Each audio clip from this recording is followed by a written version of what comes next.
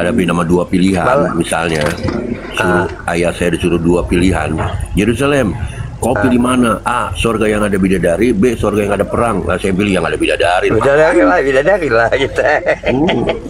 Kalau Bang Palumpa dia lebih mau ke Bali, lebih suka dia ke Bali katanya daripada ke surganya yang ada perang naga.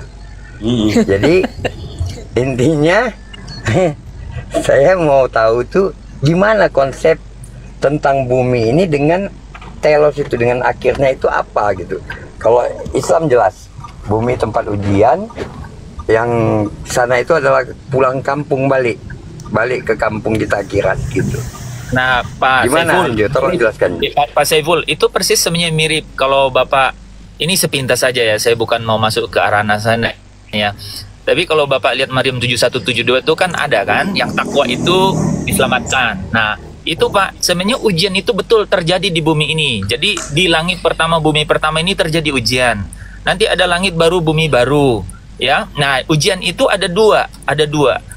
Ujian yang sebelum Yesus datang di atas awan-awan untuk menjemput orang yang langsung ke Yerusalem baru.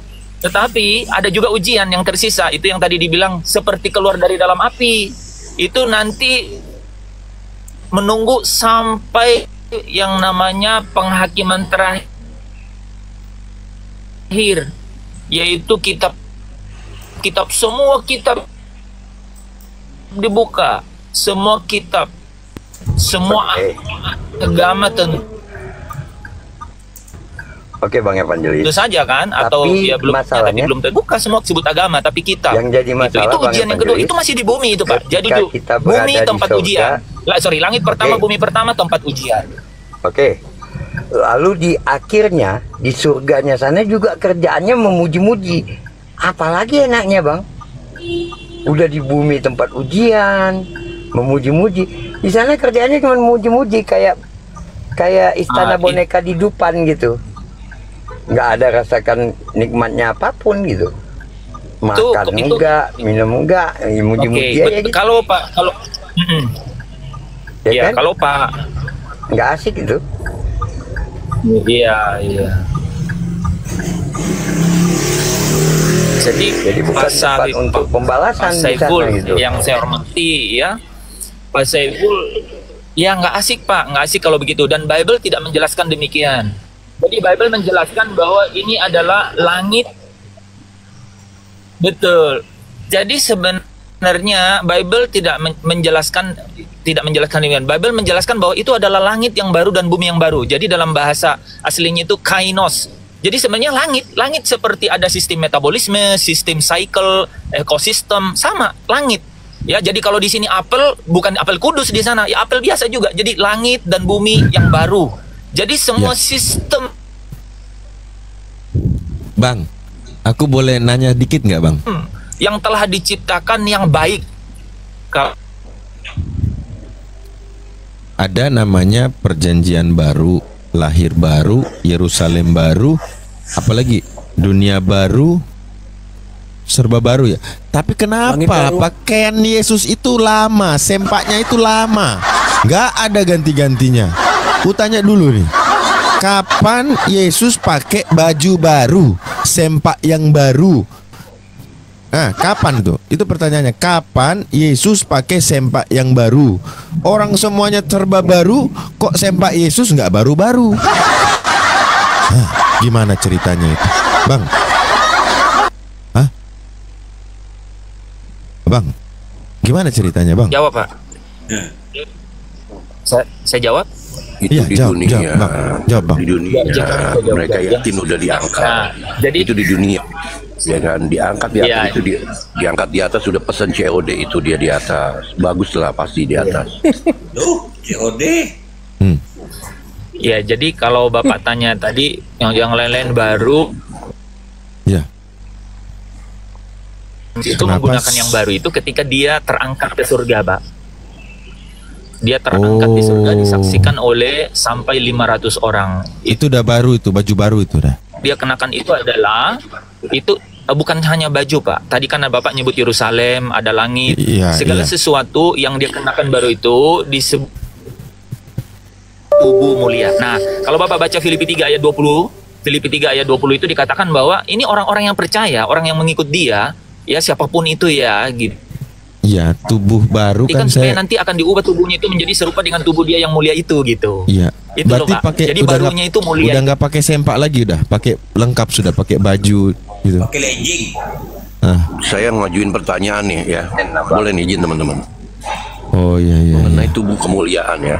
Memang pertanyaan saya, mohon maaf nih Pak Pastor ya, agak nyeleneh tapi wajib untuk dijawab dari sisi akademis ya. Bahwasanya Anda menyatakan bahwa kita sepakat, katakanlah tubuh kemuliaan diangkat, berarti seluruh tubuh kemuliaan Yesus adalah tubuh kemuliaan. Atau tadi Bapak mengatakan diangkat, dirubah lah katakan. Oke, dirubah. Berarti kita sepakat seluruh tubuh. Kira-kira pada saat Yesus umur 8 hari itu, bagian daripada tubuhnya, kemuliaannya itu ada tertinggal di muka bumi ini. Sekali lagi mohon maaf, ini nyeleneh tapi harus wajib untuk dijawab, Pak. Nah, bagian pucuk ujung atau kulupnya daripada Yesus ini pada saat disunat, apakah ini bagian daripada tubuh kemuliaan? Silakan, Pak. Pertanyaan.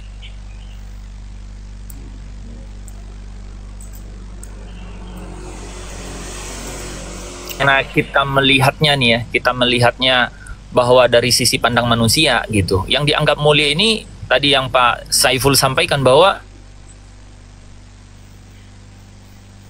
bakar saja kelihatan mulia. Saya loncat sedikit ke sana ya. Jadi gambaran kemuliaan ini hampir-hampir juga kalau kita ditanya ya, seperti apa gambarannya? Ya. Rambut saja kita bisa menggambarkan kemuliaan itu ya. Nah, kalau Bapak bukan langit goib, maya gitu. Itu langit seperti ini. Hanya bayangkan langit baru bumi yang baru itu seperti Di saya aja putus-putusnya atau memang putus-putus benar-benar? Iya, saya juga putus-putus Sekarang sebenarnya. Memang putus-putus. putus-putus. Memang Putus-putus. sinyal Sinyal yang enggak.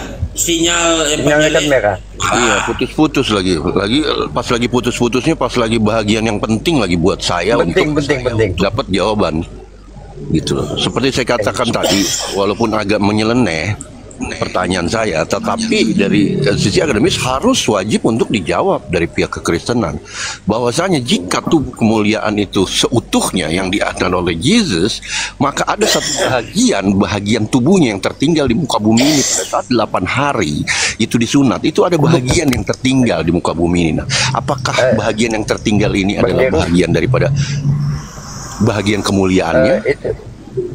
Itu yang waktu masih 8 hari itu dia bukan tubuh kemuliaan, itu masih kedagingan, Bang Jeru.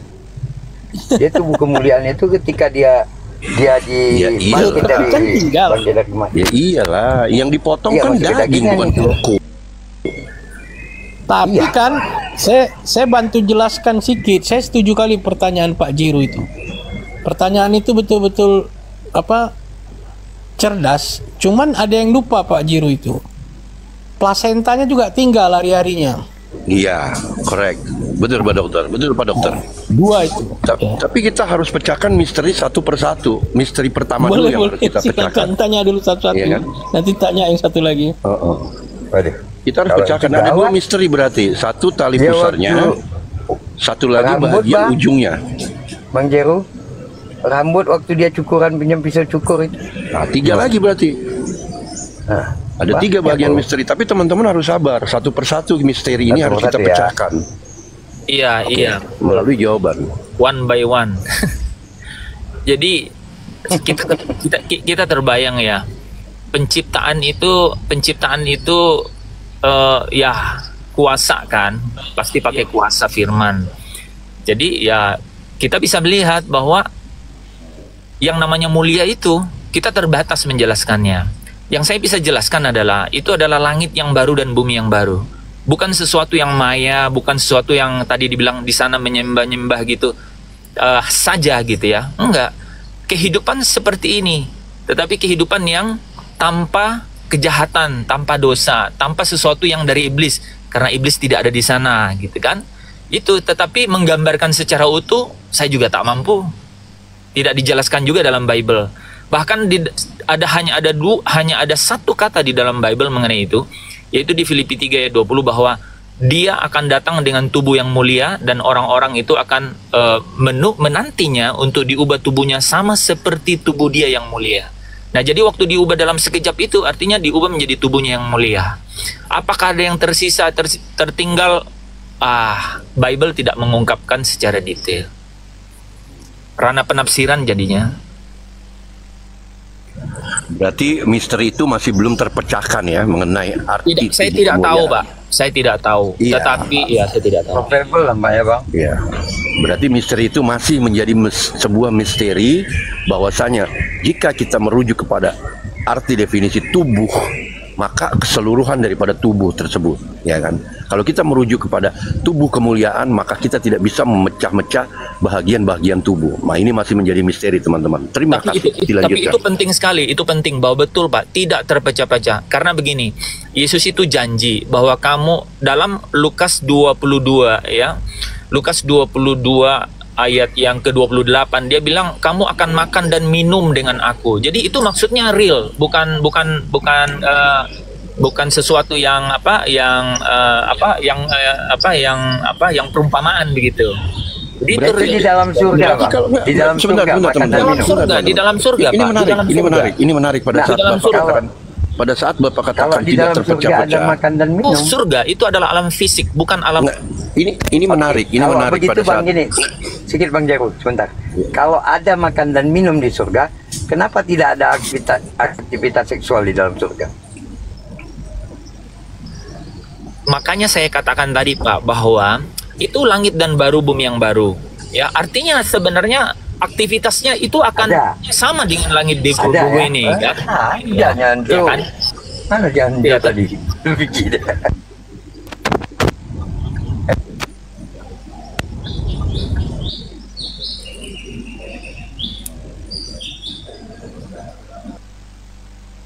Masih monitor ya Pak. Jadi Bang Jarud, lanjut Bang Jarud. Bang Jarud. Ya, ya. Jadi ini makin menarik pada saat Anda mengatakan sepakat dengan kata-kata bahwasanya tidak terpecah-pecah. Tetapi sadar atau tidak sadari pada saat kita menggunakan kalimat tersebut tidak secara langsung menggugurkan atau meniadakan atau denial terhadap peristiwa 8 hari Yesus disunat. Karena kalau kita bedah lagi kata tidak terpecah-pecah berarti sesuatu itu utuh. Gitu betul loh. Pak, betul. Jangankan itu Pak. Ada bagian-bagian yang benar-benar bukan hanya begitu. Dan Asik juga nih ngomongin surga ya. Ini kita bahagian tubuh setiap, loh. iya, setiap hari itu metabolisme kita kan berjalan nih Pak. Iya Ya kan? Pak, saya paham. Pada saat Anda mengatakan tidak terpecah-pecah, berarti ini semakin menjadi menarik. Tidak secara langsung Anda denial mengatakan bahwasanya tidak terjadi sunat di umur 8 hari gitu loh Pak. Paham nggak maksud saya Pak? Paham. Bang Yerusalem izin dong satu menit boleh nggak? Sebelum Lanjut, aku lanjut. Bang tadi aku dengar ada Lukas 22:30 makan dan minum. Itu benar-benar makan ya Bang? Betul Bang Andi. Betul ya, baik. Jadi ada fisik ya Bang? Bukan hanya ada fisik, memang secara fisik surga itu. Oke, baik. Kalau Wahyu 19:7 benar-benar ada perkawinan anak domba ya Bang? Ada fisik yang kawin? Betul, perkawinan anak domba itu betul-betul ada. Oke. Yang anak domba itu siapa Bang? Yesus. Oke. Anak Yesus mengawini siapa nanti Bang?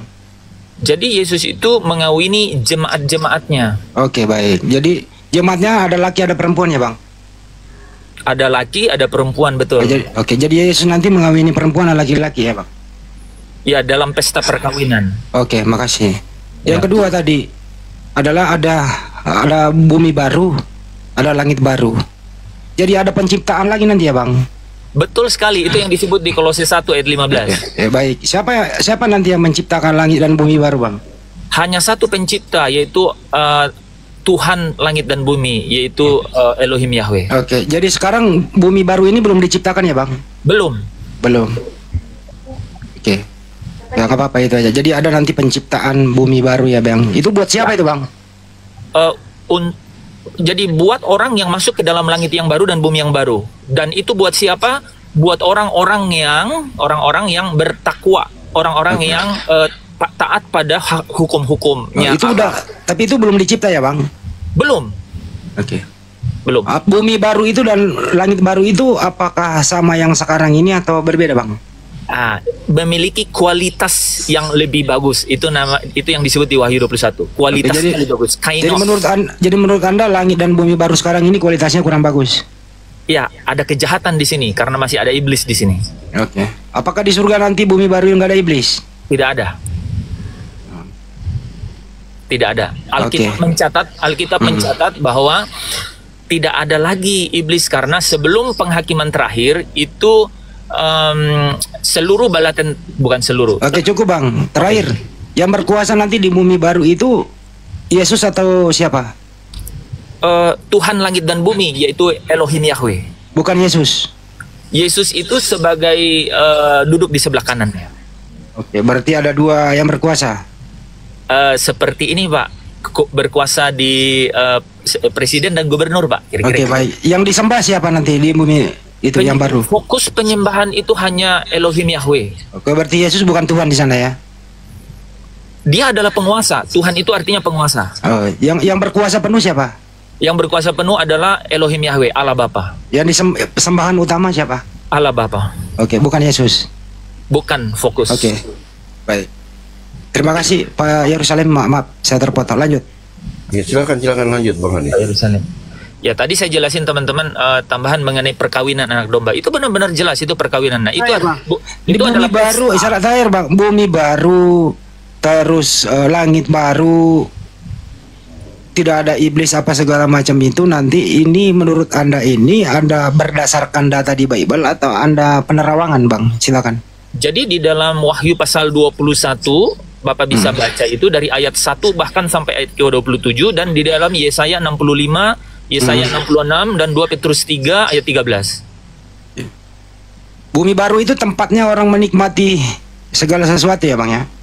Jadi Pak, langit yang baru dan bumi yang baru itu adalah yang diciptakan setelah langit yang pertama dan bumi yang pertama ini itu berakhir. Berakhir gitu. Baik, sekarang orang Kristen yang meninggal itu sekarang ada di mana, Bang? Belum ke sana kan, belum diciptakan. Belum ada, iya. Itu ada di Firdaus. Hah? Itu ada di Firdaus. Di mana itu? Iya, jadi gini Pak, mungkin konsepnya beda dikit ya, nggak apa-apa. Jadi Firdaus itu adalah dunia orang mati, ya, dunia orang mati yang nyaman, Pak, yang nyaman. Nah, karena ada dunia orang mati yang tidak nyaman, namanya Hades, Pak. Itu oleh kerajaan maut. Firdaus itu adalah dunia orang mati untuk orang-orang yang dapat beristirahat. Oke, cukup, Bang. Terakhir, sekarang bapaknya Yesus dan Yesus sekarang ini masih ada di sorga. Itu yang lama atau yang baru? Tidak ada sorga yang lama, Bang. Hanya ada satu sorga, yaitu sorga yang baru. Oke, nanti orang Kristen meninggal kemana? Orang yang Kristen yang meninggal itu ada di Firdaus. Enggak, nanti Anda ini di endingnya terakhirnya Anda kemana? Oh, endingnya itu akan ke Yerusalem yang baru. Bukan ke surga? Surga itu namanya Yerusalem yang baru, Bang. Loh, Yesus ini sekarang ada di mana? Ada di surga atau di Yerusalem yang baru. Oh, berarti Yerusalem baru ini udah dicipta dong? Iya, sudah ada. Tadi bilang Anda belum baru mau cipta. Ya kan, langit baru bumi baru itu. Jadi saya ulang ya. Langit baru bumi baru itu ada pusat pemerintahannya, namanya Yerusalem yang baru. Yerusalem yang baru itu sudah ada. Langit baru dan bumi yang baru itu belum ada. Jadi sekarang surga ini tetap sudah ada? Sudah ada. Enggak menciptakan surga lagi? Tidak. Oke. Bumi baru dan langit baru itu buat apa? Untuk orang-orang yang akan masuk ke dalam langit yang akan datang. Berarti Kristen nggak masuk surga dong, masuk ke ciptaan baru. Oh, Kristen itu masuk ke surga. Lah, surga sekarang nggak sudah ada? Sudah ada, iya. Ya, berarti yang diciptakan apa? Yang akan diciptakan tuh langit baru bumi baru. Ya, Kristen nanti ada di mana? Akan ada di Yerusalem yang baru. Ya, berarti Kristen nggak masuk surga, masuk ke ciptaan baru nanti. Surga itu Yerusalem baru. Ya, sekarang Yerusalem baru di mana? Yerusalem baru itu ada di surga.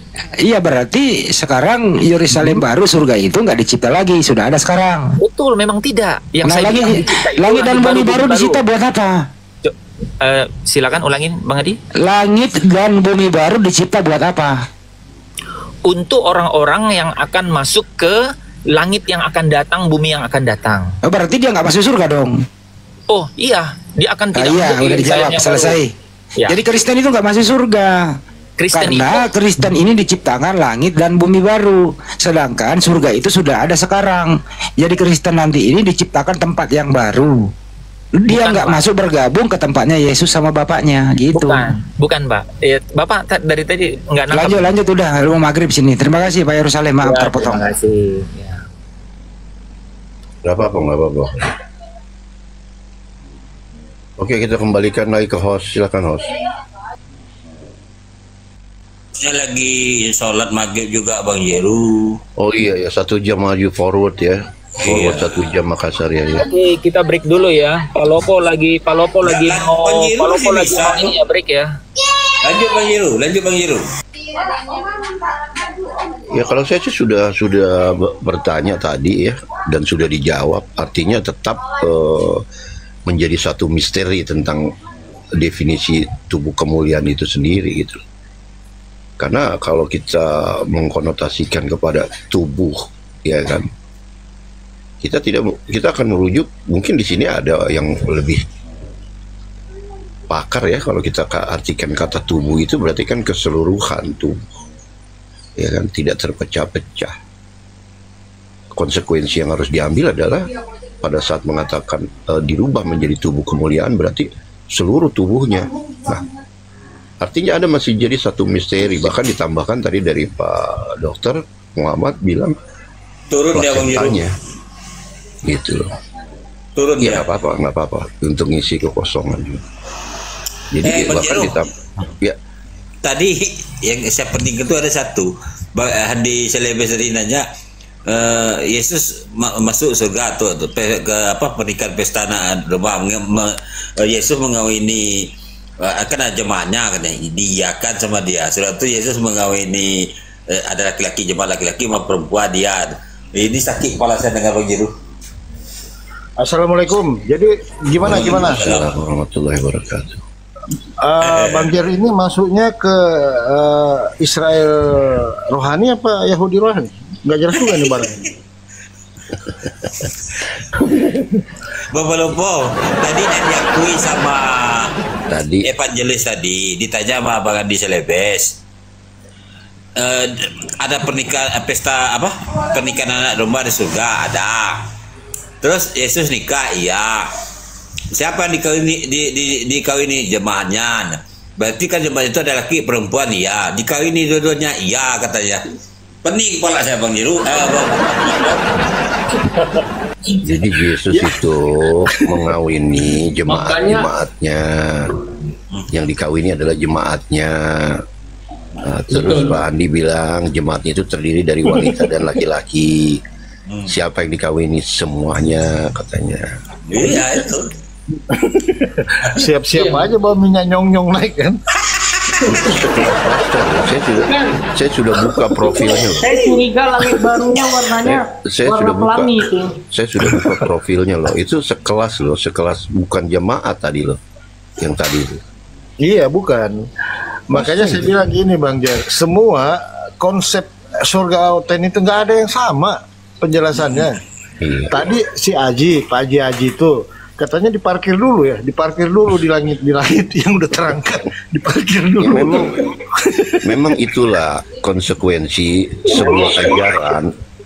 Itulah konsekuensi dari sebuah ajaran yang dibangun oleh pemahaman konsep pemikiran manusia.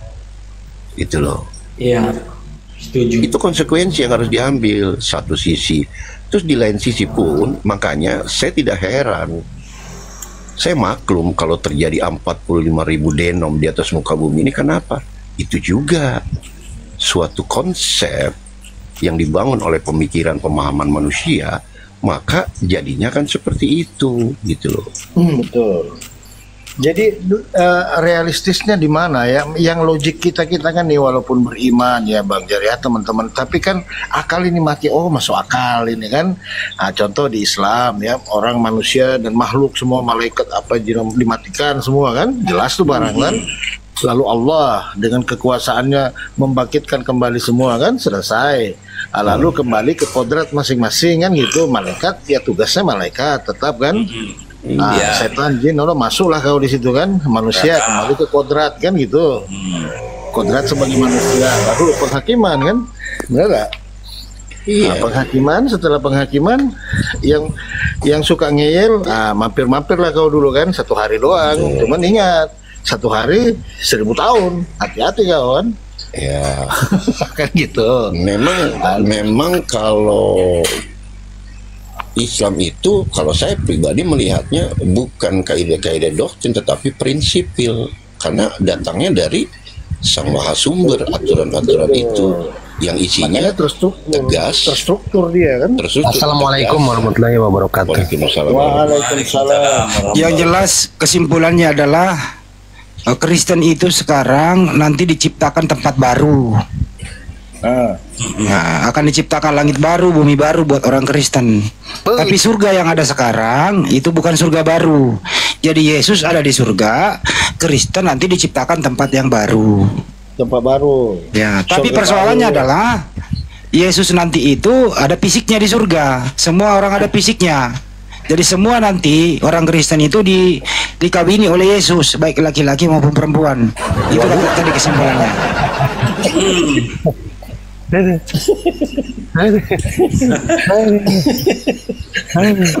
Itulah saya bilang ke Bapak pelopot dari Bang Andi. Dunia baru, langit baru, baju baru, kayak tahun baru, kayak mau lebaran. Seperti itu. Bajunya baru dong, bajunya warna pelangi aja itu. Lambang baru. Mobil baru. Ada yang nggak baru tadi Bang Pelopo, ada yang nggak baru itu Abu Adit yang bilang itu. Yang lain serba baru, tapi kenapa sempak Yesus nggak diganti-ganti kata Abu Adit. Jadi ya kalau terserah sih teman-teman nanti yang dibawa mau milih surga mana kan. Nah, kalau yang mau ada perkawinan anak domba silakan pilih kan, surganya tetangga di sebelah. Cuman kalau mati nanti tolong jangan lupa bawa hemodi dengan minyak nyong-nyong.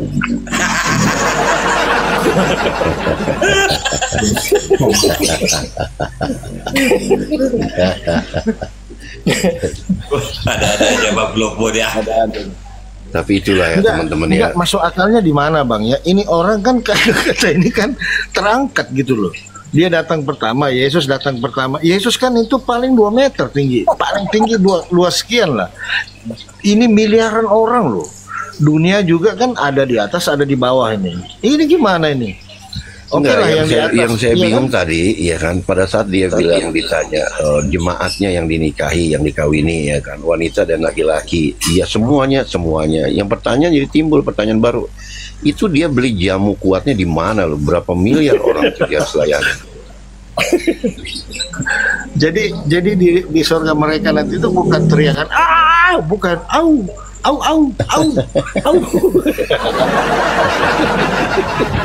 Sekarang udah terjawab buat saya kenapa Yesus nggak menikah dan nggak kawin, udah terjawab. Rupanya dilarang. Di dunia nggak usah, nanti kau bisa puas-puas. Semua manusia di dunia yang jadi jemaat bisa kau kerjain. Coba bayangkan. Jadi ngapain kawin sekarang? Kalau Bang Palopo ya. Sekian dulu teman-teman. Ini ada Kristen aneh-aneh. Semoga terhibur, bermanfaat. Ya itulah Kristen. Mereka berbeda-beda cara menafsirkan di dalam kitab mereka. Sampai jumpa. Assalamualaikum warahmatullahi wabarakatuh.